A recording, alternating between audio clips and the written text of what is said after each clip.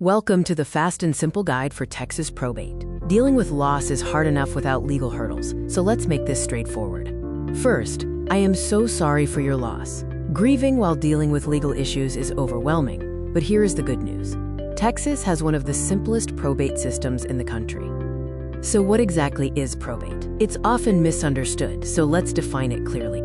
Probate is simply the legal process of validating a will and transferring property titles from the deceased person to the heirs. Does every estate need probate? No. Many assets skip court entirely because they have beneficiaries or a built-in transfer mechanism. This includes life insurance, retirement accounts, and property in a trust. If the estate is simple, Texas offers two great shortcuts to avoid the full, standard probate process.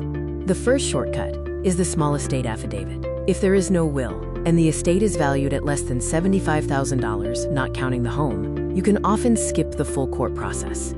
The second shortcut is the Muniment of Title. If there's a valid will and no outstanding debts, the court treats the will like a deed. You have one hearing, no permanent executor is needed, and you're done. If you do need full probate, here is the standard 4-step timeline you can expect. Step 1 is filing. You have 4 years from the date of death to file the will with the court. After about 2 weeks, you'll have a short hearing. Step 2. The judge grants the executor letters testamentary. This is your golden ticket. It gives you the legal power to talk to banks, manage assets, and sell property. Step 3 is filing the inventory. The executor must file a sworn list of the estate's assets with the court within 90 days. If your loved one passed away without a will, a process called intestate succession takes over. The good news is that the state doesn't take the house. Texas law simply follows a default family tree, prioritizing the spouse, children, and then parents or siblings.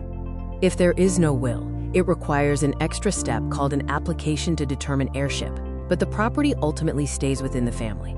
Let's cover the two most common questions we hear. How much does it cost? And how long does it take? You'll pay court filing fees, usually around $300 to $400, and attorney fees. Because executors represent others' interests, Texas courts generally require you to hire a lawyer.